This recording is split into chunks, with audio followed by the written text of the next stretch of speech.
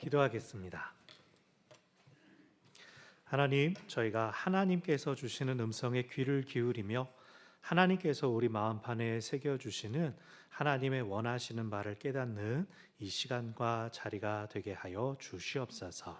예수님의 이름으로 기도합니다. 아멘. 명절들 잘 보내셨습니까? 어쩐지 조금 토실토실해지신 것 같기도 하고 저도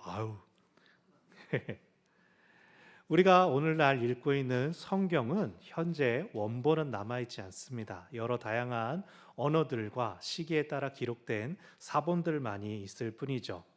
이 사본이란 기록되는 상황 가운데에서 다양한 문화와 사회적인 영향을 받으면서 점점 그 일이 실제로 있었던 그 당시보다는 말씀이 읽혀지고 해석되는 그 시기의 뉘앙스로, 현재의 뉘앙스로 점차 변화하게 됩니다.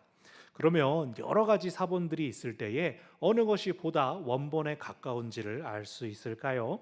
몇 가지 기준이 있습니다. 첫 번째로는 분량이 짧을 것. 문서로 기록되기 이전에는 그것을 입에서 입으로 구전으로 전파하는 단계가 있었는데 너무 내용이 길면은 내용이 온전히 전해지지 않아서 아주 짧은 형태였을 것이다. 그것이 번역되고 옮겨지면서 점점 늘어났을 것이다 라고 봅니다. 두 번째로는 문체가 덜 세련되었을 것. 말도 고상하고 많은 미사여구가 붙게 되면 그것은 후대에 다듬었구나 라고 생각하게 됩니다. 세 번째로는 신학적인 메시지가 덜 들어갔을 것. 교훈적인 내용들, 이것을 통한 메시지, 이런 것들을 넣은 것은 아마 후대에 추가로 편집되었을 것이다 라고 봅니다. 이 밖에 여러 가지 기준들을 따라서 예를 들어 4개의 복음서가 우리 가운데 있지만 그 중에서 가장 예수님의 모습을 잘 반영하는 복음서라면 무엇일까라고 볼 때 가장 이른 시기에 기록된 것은 분량이 적은 마가복음일 것이다 라고 봅니다. 그리고 그에 반해서 요한복음은 원본 처음 복음서가 기록됐던 것에서는 가장 멀리 있다라고 봅니다. 실제로도 기록된 연도가 한 30년, 40년 정도, 한 세대 넘게 차이가 나죠. 그래서 전에도 말씀드렸다시피 요한복음에는 신학적인 편집 작업이 많이 들어가 있습니다. 그렇다고 해서 요한복음이 거짓말을 한다든가 없는 얘기를 꾸며냈다는 것은 절대 아닙니다. 예를 들어 이제 요리로 비유를 해본다면은 제가 써놓고 막 벌써 침이 고이는데 마가복음은 펄떡펄떡 뛰는 화로회다라고 한다면은 이제 요한복음은 찜 요리처럼 다양하고 갖은 양념을 더해서 그 원재료의 맛을 살려놓은 그런 차이가 있습니다. 오늘 본문에 나오는 오병이어 기사는 네 복음서에 모두 등장하는 유일한 표적 기사입니다. 우리가 지난주에는 38년 된 병자가 나은 이야기를 살폈는데요. 그 이야기는 마치 지난번 말씀드린 것처럼 마가복음 2장에 나오는 중풍병자 이야기를 많이 각색한 것 같은 인상을 준다 그랬습니다. 하지만 오병이어 기사에 대해서만큼은 공관복음서와 큰 차이는 없습니다. 그럼에도 보다 후대에 작성된 본문답게 단순히 기적이 있었다, 사람들을 배불렀다 라고 끝나는 것이 아니라 그와 관련된 예수님의 가르침이 길게 이어집니다. 우리가 그것을 지난 한 주 동안 새벽 기도회에서 살펴보았죠. 오늘 우리가 이 오병이어 기사를 되돌아보면서 우리를 채워주시는 주님을 만날 뿐 아니라 주님께서 우리에게 더 주기 원하시는 것들을 발견하는 은혜가 있으시기를 바랍니다. 아멘. 오병이어 5개의 떡 그리고 2마리의 물고기라는 뜻이죠. 오늘 우리는 식당 가서 생선구이 정식시키면 어떻게 나옵니까? 고등어 1마리, 삼치 막 이따만한 거 몇 토막 이렇게 나오고 명절에도 여러분 생선 요리 조기나 굴비 이런 거 드시면은 큼직한 거 막 여러분이 빼먹고 이제 그랬습니까? 아빠들은 이제 엽탕굴이라고 하는 내장 다 빼먹고 애들은 몸살 발라주고 그랬습니까? 근데 우리가 방금 읽은 것처럼 성경에 등장하는 오병이어는 한 어린아이의 도시락처럼 아주 적은 양이었습니다. 신약 성경에는 물고기라고 번역되는 헬라어 단어가 2개가 나옵니다. 익두스가 있고 또 옵사리온이라는 단어가 있습니다. 익두스는 마태복음 16장에서 베드로가 고백하는 주는 그리스도시요 살아계신 하나님의 아들이시니다 라고 하는 그 신앙 고백의 첫 글자를 따니까 익두스가 나오더라. 그래서 여러분 옛날에는 차에 이렇게 물고기 모양 스티커 붙이고 다닌 것 기억나실 겁니다. 근데 옵사리온이란 단어가 나옵니다.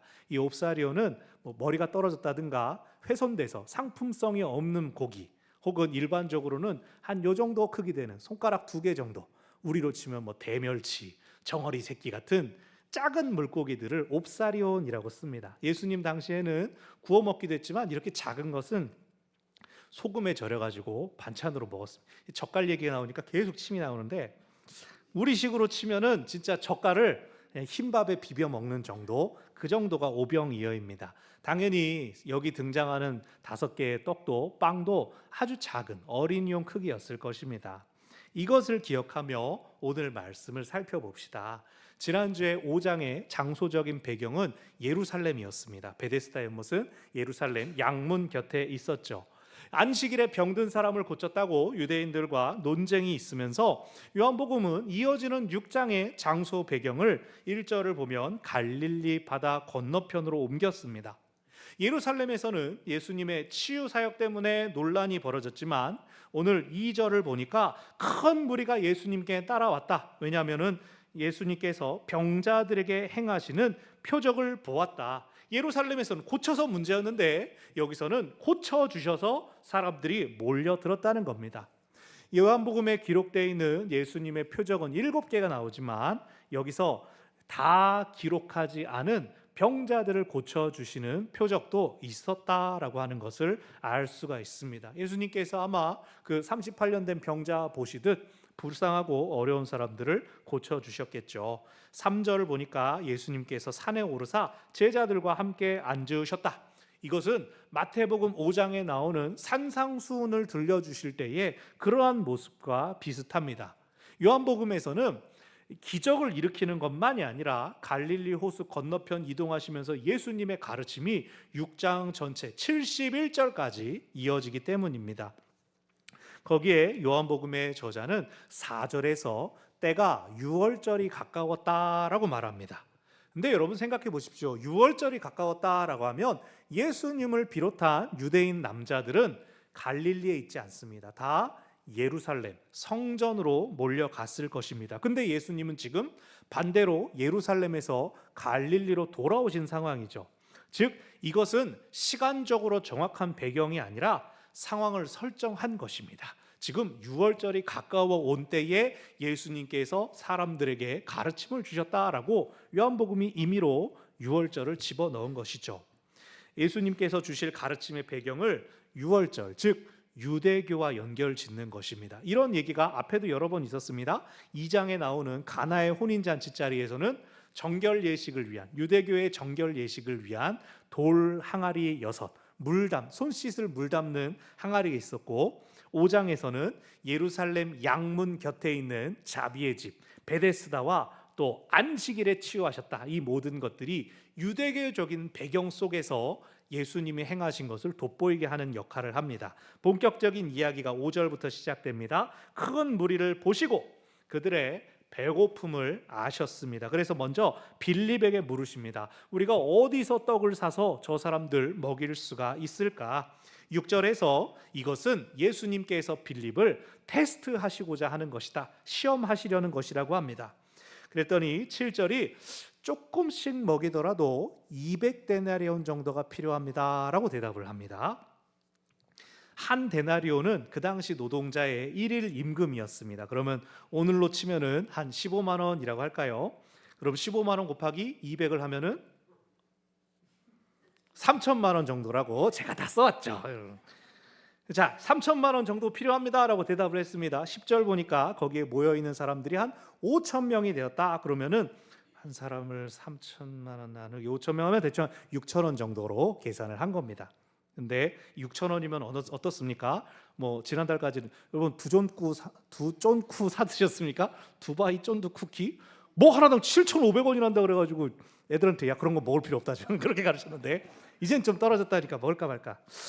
근데 그것도 못 사 먹을 돈 아닙니까? 6천 원이면은. 그런데 당시에는 남자 수만 헤아려서 5천이었으니까 여자와 아이들까지 포함하면 훨씬 많았을 겁니다. 10,000명 정도 있었다고 칩시다. 그러면은 200데나리온, 3천만 원이란 돈으로 10,000명이 먹으려면 얼마게요? 이것도 한 3,000원 정도가 되는데, 이제 막말로 요즘 말로 단팥빵 하나 나눠 사 먹을 정도 돈을 지리릭 착강칭 하고 빌립이 계산한 겁니다. 얼마나 계산이 빨랐는지. 하지만 계산은 빨랐어도 문제를 해결할 수는 없었습니다. 그들이 가지고 있는 문제의 크기를, 심각성을 확인해 줄 뿐이었죠. 이번에는 8절에서 안드레가 나옵니다. 9절, 여기 한 아이가 있습니다. 이 아이가 도시락을 싸왔네요. 보리떡 5개와 물고기 2마리가 있습니다. 이게 이 많은 사람에게 어떻게 도움이 될 수 있을까요? 택도 없죠. 10,000명이 앉아 있는데 어린이 도시락 가지고 뭘 할 수가 있습니까? 그냥 이렇게 손만 발라 먹어도 다 없어질 것 같습니다. 재밌게도 여기 왜 안드레와 빌립이 등장했는가? 이들은 가장 처음부터 예수님께 나왔던 제자들이었습니다. 원래 안드레는 세례 요한의 제자였지만 예수님을 만나고 자기 형 시몬을 오히려 데리고 왔죠. 빌립도 예수님을 만난 다음에 나다나엘과 예수님을 연결해 주었습니다.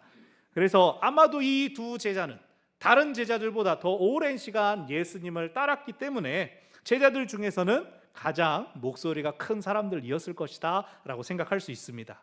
하지만 그들이 가지고 있는 경험, 그들이 가진 지식, 그들이 보인 성의로도 이 문제를 해결할 수는 없습니다. 그때 주님께서 사람들을 잔디밭에 앉게 하신 뒤에 그 어린이의 도시락을 들고 축사하신 뒤에 사람들에게 나누어 주십니다. 공관복음서에서는 이제 예수님을 제자들이 도와서 제자들이 나누어 주었다라고 표현하지만 요한복음은 제자들에 대한 부분을 아예 빼고 예수님께서 직접 그 10,000명에게 나눠주신 것처럼 묘사하고 있습니다. 무슨 뜻입니까? 너희를 먹이시는 분이 누구시다? 예수님께서 사람들을 먹이셨다라는 겁니다. 그런데 예수님께서 어느 정도로 먹여주셨습니까? 오늘 설교 제목입니다. 그들의 원대로 주시니라. 그들이 원하는 만큼 마음껏 먹게 하셨다는 겁니다. 처음에 빌립이 뭐라 그랬습니까? 이 사람들 조금씩 받게 하더라도, 단팥빵 한 개 겨우 그냥 혹이나 가실 만큼 주더라도 돈도 들고 품도 들고, 그런데 다 못합니다 라고 했습니다. 안드레 가진 게 아주 쬐끔 있습니다. 냄새는 맡을 수 있습니다. 하지만 예수님께서 나눠주시자 그들의 원대로 먹을 수 있었습니다. 산 위에서 갑자기 풍성한 천국 잔치가 열린 것이죠. 12절에서 남은 조각은 거두어서 버리지 못하도록 해라. 당시에는 이제 얇은 빵을 손으로 찢어서 먹었으니까 남은 거 모을 수 있었죠. 그렇게 모은 조각이 12바구니에 넘쳤다라고 하는데, 사람들이 원 없이 먹고도 배불러서 남는 조각들이 생겼고, 그 남은 조각으로도 12바구니 12라는 완전수를 달성했습니다. 예수님께서는 사람들을 배불리셨을 뿐만 아니라 남은 것까지도 충만하였다, 완전하였다, 그것을 보여줍니다. 그러자 사람들이 아하, 이분이야말로 정말로 세상에 오시기로 예언된 그 선지자로구나 라고 말을 합니다. 이것은 신명기 18장에서 모세가 하나님께서 나와 같은 선지자를 너희 중에 보내주실 것이다 라고 한 그 말입니다. 그 모세의 말을 기억하면서 예수님을 무엇으로 받느냐? 모세가 광야에서 기도하여 만나가 내리게 했던 것처럼, 하나님께서 모세의 기도를 통해 만나를 내려주셨던 것처럼, 지금 우리 눈앞에 보이는 예수가 이 광야에서 우리를 배불려 먹여주었으니, 모세는 뭘 했습니까? 이스라엘 백성을 출애굽시켰죠. 예수는 유대인들을 출로마시킬 수 있겠구나라고 하는 기대를 품은 것입니다. 그리고 아까 뭐라 그랬습니까? 4절에서 무슨 때라고 요한복음이 그랬습니까? 유월절이 가까웠다고 하지 않습니까? 유월절이 출애굽을 기념하면서 생겨난 절기이니 여기 사람들은 그래, 또 다른 출애굽이 우리 가운데 이제 펼쳐지는구나, 예수를 우리의 왕으로 삼자라고 생각했던 것 같습니다. 하지만 예수님은 그 자리를 피해 산으로 가셨다라고 15절이 마무리되었죠. 오늘 본문 이후에 나오는 이야기, 사람들이 예수님을 왕으로 세우지는 못했지만 갈릴리 건너편으로 가신 예수님을 굳이 쫓아옵니다. 그러면서 예수님께 표적을 보여주십시오. 당신이 하나님께로부터 오신 줄 보여주시면 우리가 믿겠습니다 라고 했습니다. 하지만 사람들은 예수님께서 이미 보여주신 표적의 겉모습, 빵과 물고기를 마음껏 먹었던 그것에만, 그냥 배불렀던 것에만 집중하여 표적을 구했습니다. 또 주십시오, 또 주십시오. 그것은 잠깐 육신의 배고픔을 해결했을 뿐이고, 예수님은 어떤 분입니까? 우리의 영을 배불리시는 분이십니다. 영원한 생명을 주기 위해 오신 분이십니다. 그래서 예수님께서 말씀하십니다. 표적을 구하느냐? 내가 생명의 떡이다. 나를 믿고 영원한 생명을 받아 누리라. 그러나 그 말씀을 듣고 뜯어 먹으래? 그러면서 잡아 먹으래? 사람들이 이거 무슨 소리인지 도저히 모르겠다.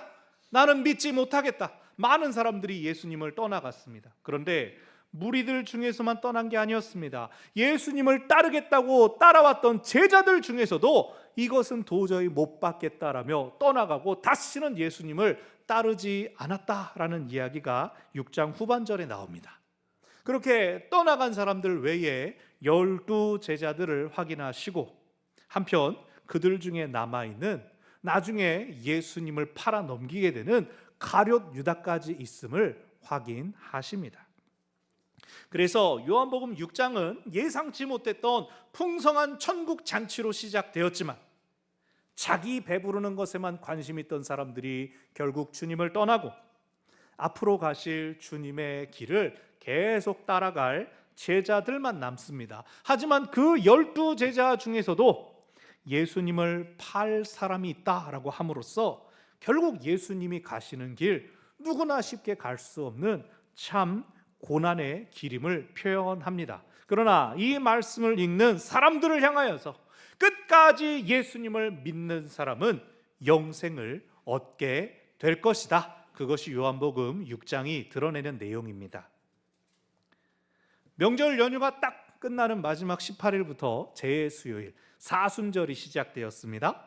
하지만 여러분 어떻습니까? 이 연휴로 분주했던 마음과 또 부른 배를 안고 주님께 집중하기가 쉽지 않았을 것 같습니다. 저도 되게 그랬는데, 어떤 분은 매년 또 찾아오는 절기구나, 사순절이 시작됐으면 이번 부활절은 한 4월 그때쯤에 이제 계란 먹는 날이구나, 뭐 이렇게 생각하셨을 수도 있습니다. 또 어떻습니까? 겨울이 끝나고 이제 이번 주 지나면 다음 주 3월이죠. 새로운 출발, 새로운 계획들도 펼쳐야겠죠.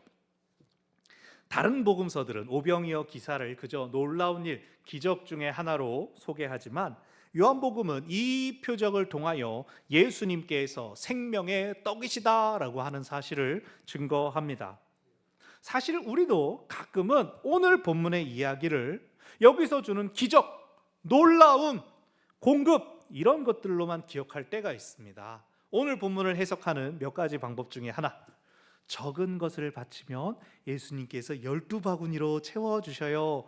투자의 정석, 이렇게 투자하세요 라고 하는 투자의 교훈으로 받거나, 혹은 이런 해석도 있습니다. 아이조차 예수님 저의 도시락을 드립니다 라는 것을 보고 부끄러워진 어른들이 나만 먹으려고 그랬는데 그러면서 자기가 가져온 도시락을 하나하나 다 꺼내다 보니까 5천 명이 넘는 포트럭 파티가 펼쳐졌다. 사회주의 유토피아 같은 이런 해석도 있습니다. 그러나 여러분, 오늘 본문에서 빵과 물고기, 배부름, 이런 것만을 본다면 우리도 예수님을 따르려다가 돌아서 버리는 어떤 사람들과 별 다를 바가 없다는 겁니다. 사랑하는 여러분, 오늘 말씀을 통하여 더욱 예수님을 바라보시기를 바랍니다. 예수님을 처음부터 따랐던 안드레와 빌립조차도 문제에 대한 현실 인식도 있었고 지혜도 있었지만, 예수님께서 이전에 행하셨던 표적을 떠올릴 믿음은 부족했습니다. 많은 유대인들이 모세를 알고 모세를 통해 주신 율법과 모세가 한 예언까지도 기억하고 있었지만, 정작 이 표적을 행하신 예수님을 어떻게 대해야 될지는 알지 못했습니다. 예수님은 믿음을 요구하셨지만 그들은 자기 지식으로 알려고 했기 때문입니다. 오늘 말씀이 주는 첫 번째 도전입니다. 예수님을 믿으시기를 바랍니다. 예수님을 믿으시기를 바랍니다. 지금 이 자리에는 신앙생활이 아직 깊지 않은 알아가시는 분도 계시고, 또 어떤 분들은 오래 믿으신 분도 다양하게 계십니다. 그런데 다 통틀어서 우리 자신에게 물어보자는 겁니다. 정말로 나는 예수님을 믿고 있습니까? 예수님을 믿고 있습니까? 아니면 예수님을 통해 일어날 기적을 믿고 있습니까? 예수님을 믿는다면 우리의 기도는 예수님께서 원하시는 바를 쫓는 것이 되어야 할 것입니다. 주님께서 뭘 위해 기도하라고 하셨습니까? 먼저 그의 나라와 그의 의를 구하라라고 하셨습니다. 하지만 오늘날 우리의 기도에는 건강을 구하는 것들, 물질을 구하는 것들이 훨씬 더 많고, 그거 먼저 구하지 않습니까? 일용할 양식을 구하라라고 주기도문을 통해 알려주셨지만 우리는 양식 걱정이 아예 없기를 바랍니다, 그렇게 기도하죠. 이것은 하늘로부터 오는 표적을 구하면서 오병이어로 맨날 배부르게 해주세요라고 하는 무리의 요구와 다를 바가 없습니다. 그들은 예수님을 하나님의 아들로 본 것이 아니라 모세의 재탕으로, 자기 수준에서 불평과 원망을 채워줄 수 있는 사람으로 본 것입니다. 우리가 믿는 예수님은 하나님이시며 하나님의 아들이시며 하나님께서 보내주신 분이십니다. 그렇다면 예수님을 믿는 사람들이라면 예수님 맘대로, 예수님 뜻대로 하실 줄을 믿어야 합니다. 여러분 중에 지금 이 자리에 이번 명절 동안 음식 투정한 죄인 계십니까? 왜 이거밖에 없어, 더 없어, 불평하고 투정하신 분들 계십니까? 회개하십시오. 여성분들은 투정 안 하셨을 테지만, 받아 먹는 사람은 그냥 차려주면 감사하게 여기고 잘 받아 먹으면 되는 것이죠. 정말 맛있고 기분 좋고 나도 뭐 해주고 싶으면 설거지하고, 맛없으면 본인이 하든가 다음부터는 나가서 사 먹자고 하든가 그러면 되는 것이죠. 왜 웃는 분들이 계시죠? 실제 있었던 일이 아니길 바라는데, 여러분, 근데요, 우리가 예수님을 내 수준으로 끌어내려서 나 보세요, 나 이거 채워줘야 돼요, 이게 내 표적이에요 라고 하는 것은 음식을 차려줘도 이러쿵저러쿵 불평하고 불만하는 것과 똑같습니다. 예수님을 주인으로 모시는 게 아니라 내가 주인이 되려고 하는 것이죠. 우리의 주인이신 주님께서 우리의 필요를 아시고 우리를 공급하여 주십니다. 더군다나 우리의 예수님은 우리의 배를 불리는 것을 넘어서 우리에게 영생을 주시는 분이십니다. 주님은 우리 눈에 다 들어오지 않는 죄와 사망의 문제를 다 해결해 주셨습니다. 예수님을 믿으시기를 바랍니다. 아멘. 오늘 말씀이 주는 두 번째 도전입니다. 믿음의 삶을 드러내시기를 바랍니다. 예수님을 믿는 사람은 이미 영생을 누리는 사람들입니다. 죽으면 영생한다라는 그 나중의 약속이 아니라 우리의 삶이 이미 영생 가운데 포함되어 있다는 것을 믿는 사람들입니다. 이거 영생이 육체가 불사하고 늙지도 않고 이런 게 아니라 우리의 육신이 쇠하여 흙으로 돌아가더라도 하나님과의 관계는 절대 끊어지지 않는다라는 겁니다. 여러분, 영혼의 시작이 어디 있습니까? 영혼의 끝이 어디 있습니까? 그건 영혼 아닙니다. 그냥 쭉 영원입니다. 우리가 그 영생에 참여하게 된 것을 깨달은 것입니다. 그럼 그걸 드러내야죠. 드러내고 티를 내고 자랑해야죠. 나는 영생을 누리는 사람이다. 남들이 보고 부러워하라고요? 아니죠. 당신도 영생을 누릴 수가 있습니다. 초대해야 되지 않습니까? 모든 사람이 영생을 누리며 하나님과 동행하는 것을 하나님이 원하십니다. 고대 그리스의 학자였던 아르키메데스 이야기를 아실 겁니다. 잘 목욕하고 앉아 있다가 빨가벗고 탕에 들어가 있다가 퍼뜩 떠오른 그 진리를 깨닫고 유레카! 그러면서 온 아테네 시내를 떠돌아다니며 홀딱쇼를 했다고 하지 않습니까? 그게 아르키메데스가 자기 안에 숨겨진 아주 본능에 눈을 뜬 게 아니지 않습니까? 이 진리를 깨달은 기쁨을 도저히 참을 수가 없어서 알몸으로 뛰쳐나갔습니다. 우리가 그런 사람들이 되어야 한다는 겁니다.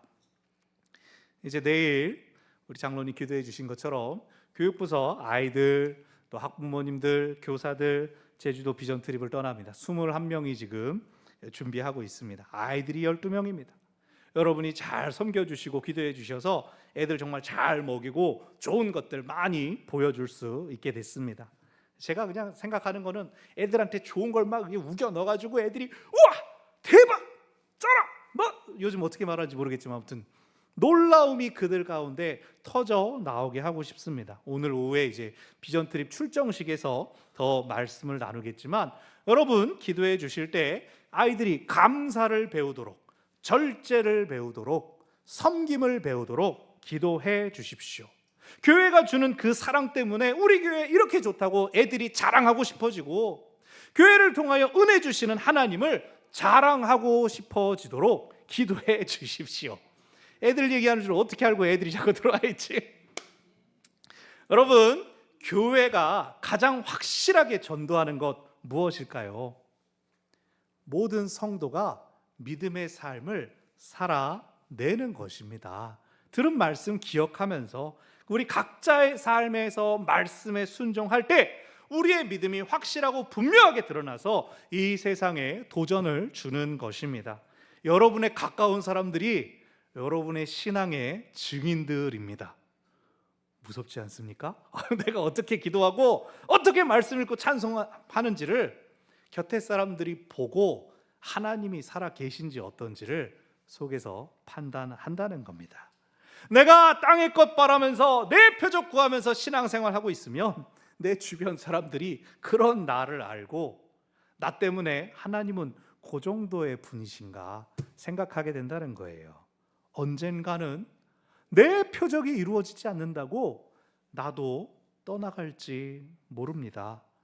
오늘 표적을 보았으면서도 예수님을 따르겠다고 했던 제자들조차도 모르겠다, 못 믿겠다라고 떠나고 다시는 따르지 않았다라고 했습니다. 바르게 믿어야 됩니다. 그리고 바르게 드러내야 합니다. 아멘. 말씀을 정리합니다. 오늘날 AI가 사람들을 막 도와주고 사람들을 똑똑하게 만들 줄 알았는데 AI 의존적이 된 사람들, 어린 연령층으로 갈수록 AI를 더 잘 활용하는 사람들이 오히려 창의성과 판단력이 떨어지더라, 학습 능력이 저하되더라라고 하는 연구 보고가 있습니다. 오병이어 표적도 마찬가지입니다. 그저 풍성한 양식으로 배불렀지 이것만 기억한다면 사실 이것은 예수님이 누구신가를 드러내려고 하는 표적이었는데 단순한 기적 사건으로 그칠 수 있습니다. 오늘 말씀을 통하여 예수님은 당신께서 풍성함을 주시는 분이시며 육의 양식뿐 아니라 영생을 주시는 생명의 떡임을 드러내셨습니다. 예수님을 믿음으로 이 영생을 누리시기를 바랍니다. 그리고 이 믿음을 드러냄으로써 영생을 전하는 우리 모두가 되기를 바랍니다. 네, 기도하겠습니다. 주님, 오늘 말씀이 주시는 도전처럼 참으로 주님께서는 우리의 소원을 아시고 우리의 믿음의 분량을 아시고 우리를 원하는 만큼 채워 주실 수 있는 분이십니다. 그러나 더 중요한 것은 무엇입니까? 내가 생각하는 나의 결핍보다도 더 중요한 것을 주님께서 채워 주셨다는 것입니다. 우리가 가진 죄의 문제, 죽을 수밖에 없었던 우리를 생명으로, 영원한 생명으로 옮겨주신 생명의 떡이신 예수님을 우리 마음에 기억하게 하여 주시옵소서. 육신의 배부름으로 만족하고 그것만을 구하는 것이 아니라 하나님의 나라와 하나님의 뜻을 구하며 주가 이끄시는 영육 간의 풍성함과 영원함을 향하여 나아가는 저희들의 믿음의 삶들이 다 되게 하여 주시옵소서. 하나님을 우리가 바라보는 그 태도를 통하여서, 하나님을 예배하는 태도를 통하여서 또 우리 가까운 사람들이, 우리 주변의 사람들이 하나님을 만나고 주께로 나와 영생을 누리는 일을 우리 가운데 보여주시옵소서. 예수님의 이름으로 기도합니다.